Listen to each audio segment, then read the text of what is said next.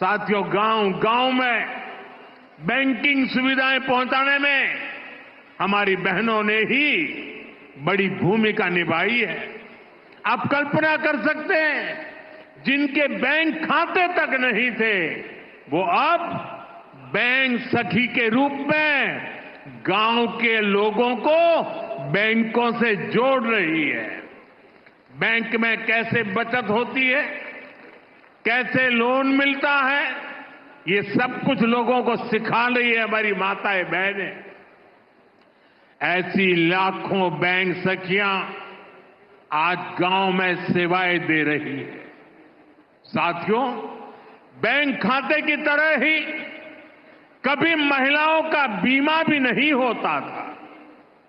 आज लाखों बेटियां, उनको बीमा एजेंट, बीमा सखी बनाने का अभियान शुरू हो रहा है। यानी जिस सेवा का लाभ पाने से कभी वो वंचित रही, आज उसी सेवा से दूसरे लोगों को जोड़ने का जिम्मा उन्हें दिया जा रहा है। आज बीमा जैसे सेक्टर के विस्तार का नेतृत्व भी एक प्रकार से अब महिलाएं ही करेंगी।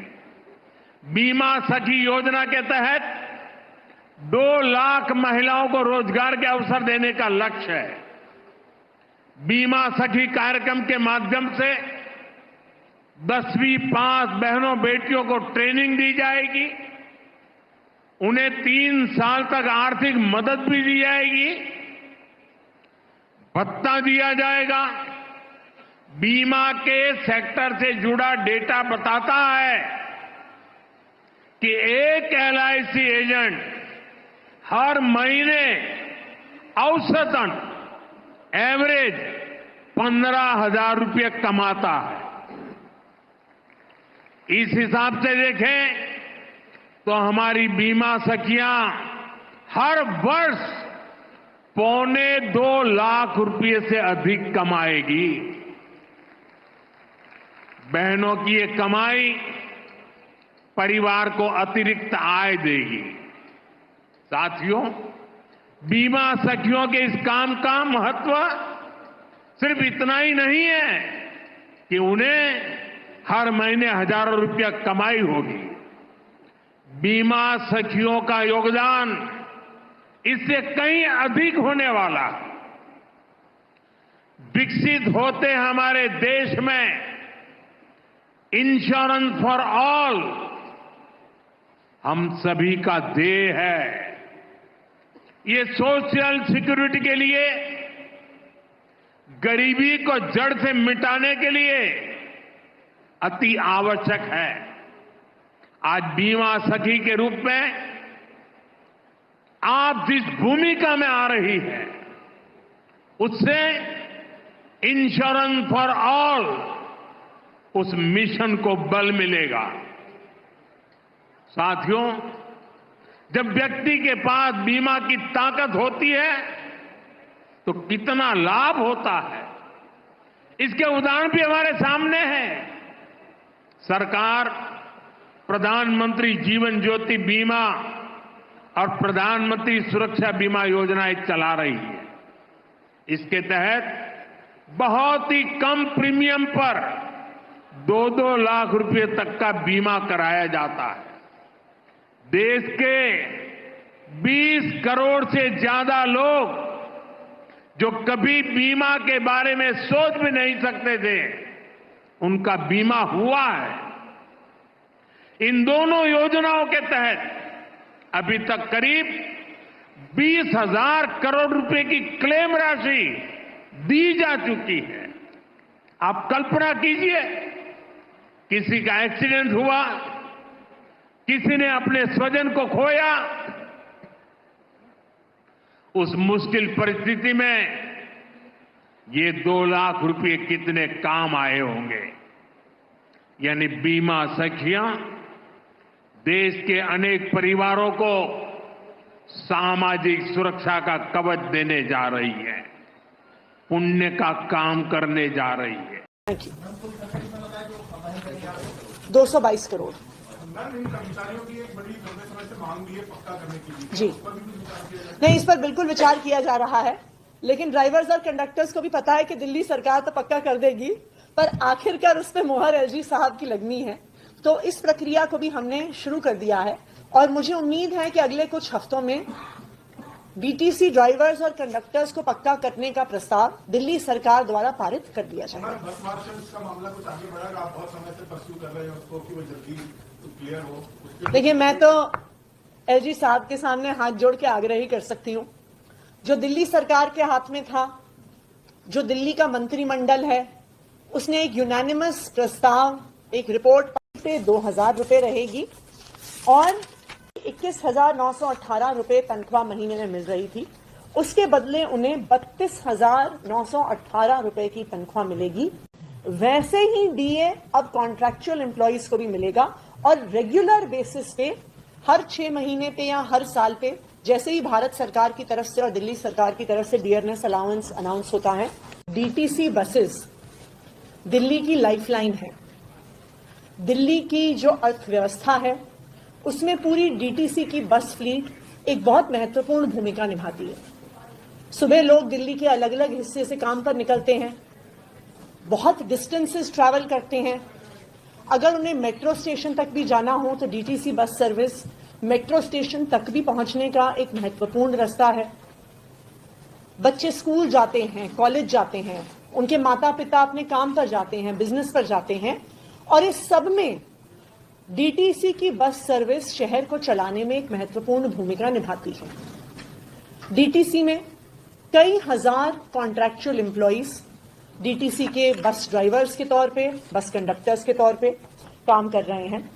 अभी डीटीसी में 4,500 4,564 कॉन्ट्रैक्चुअल ड्राइवर्स हैं और 17,850 कॉन्ट्रैक्चुअल कंडक्टर्स हैं। जो कॉन्ट्रैक्चुअल ड्राइवर्स और कंडक्टर्स हैं, इनकी अपनी वर्किंग कंडीशंस को लेकर कई डिमांड्स थी। कुछ दिन पहले, जैसा कि आप जानते हैं, जो कॉन्ट्रैक्ट पे ड्राइवर्स और कंडक्टर्स काम कर रहे हैं वो स्ट्राइक पर भी गए थे।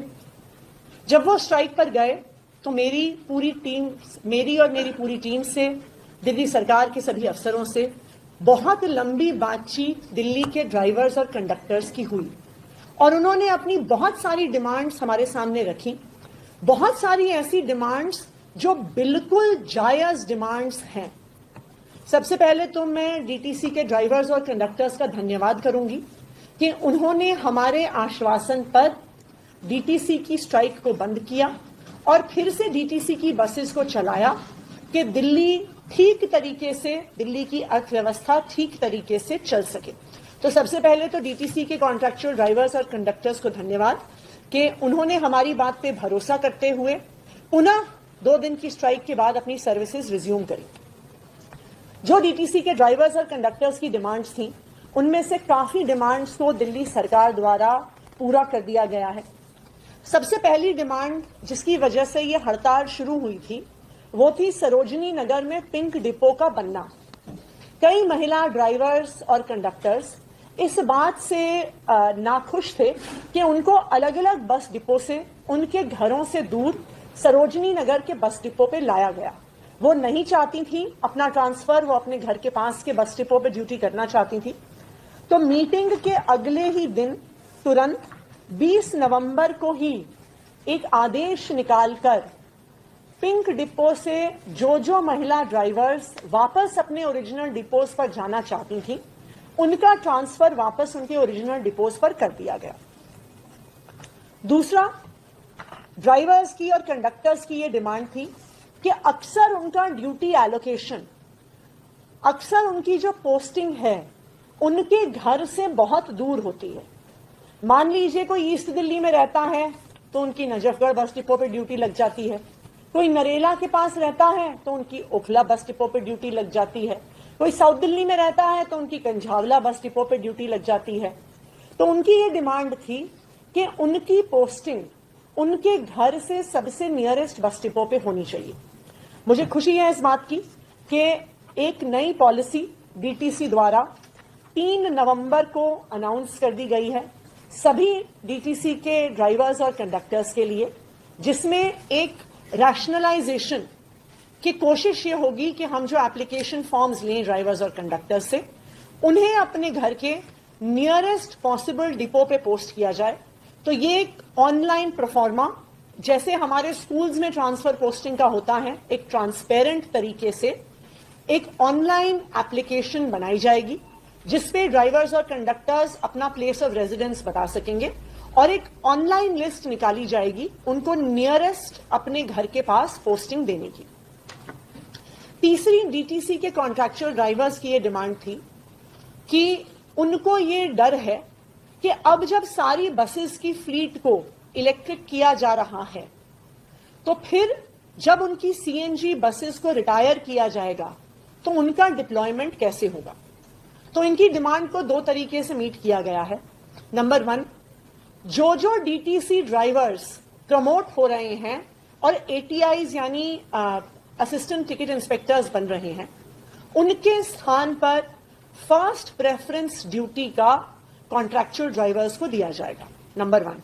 दूसरा, जो सारे डीटीसी के कॉन्ट्रैक्चुअल ड्राइवर्स हैं उनको इलेक्ट्रिक बस चलाने के लिए ट्रेन किया जाएगा कि जैसे जैसे इलेक्ट्रिक बसेस आती जाएं, जो हमारे डीटीसी के कॉन्ट्रैक्चुअल ड्राइवर्स हैं उनको इलेक्ट्रिक बसेस चलाने की अपॉर्चुनिटी मिले।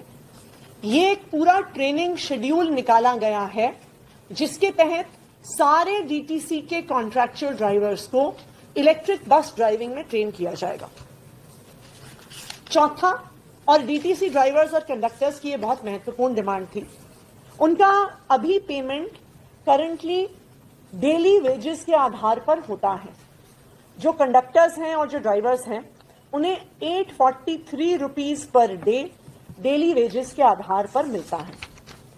तकरीबन उनकी ड्यूटी रोस्टर के हिसाब से अगर आप एक दिन की छुट्टी भी हफ्ते में मान के चलिए तो उन्हें तकरीबन 22,000 रुपये, जो उनका करंट कैलकुलेशन है वो 21,918 21,918 रुपये प्रति माह अभी ड्राइवर्स को मिलता है। लेकिन ये जो अमाउंट है इसमें उन्हें डीए नहीं मिलता, इसमें उनको ग्रेड पे के साथ जो अलाउंसेस है वो नहीं मिलती। तो कॉन्ट्रैक्चुअल ड्राइवर्स और कंडक्टर्स की ये डिमांड थी कि उनको एक कंसोलिडेटेड लंप सम दिया जाए रादर दैन डेली वेजर्स के तौर पे रखा जाए। और मुझे खुशी है आज ये अनाउंस करते हुए कि आज मैंने ट्रांसपोर्ट मिनिस्टर इंचार्ज और डीटीसी की कॉरपोरेशन के चेयरमैन होने के नाते आज इस प्रस्ताव को इन प्रिंसिपल अप्रूवल दे दिया है।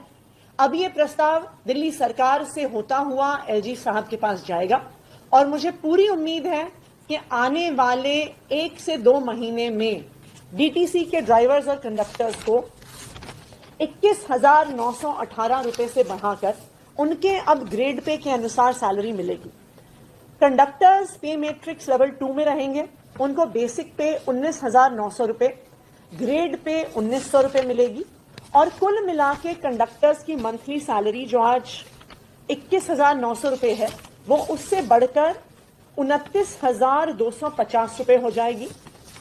जो ड्राइवर्स हैं वो पे मैट्रिक्स लेवल 3 पे रहेंगे, उनकी बेसिक पे 21,700 रुपए रहेगी, उनकी ग्रेड पे 2,000 रुपए रहेगी और जो ड्राइवर्स को अभी 21,918 रुपए तनख्वाह महीने में मिल रही थी उसके बदले उन्हें 32,918 रुपए की तनख्वाह मिलेगी।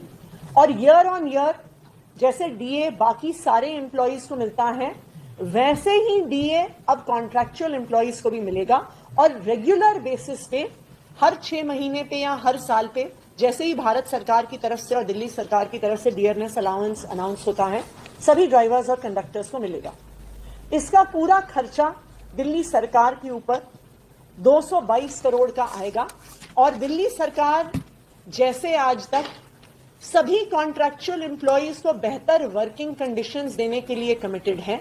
इस पूरे खर्चे का वहन दिल्ली सरकार करेगी। इसका प्रस्ताव आने वाले कुछ दिन में हम कैबिनेट से भी पास करेंगे।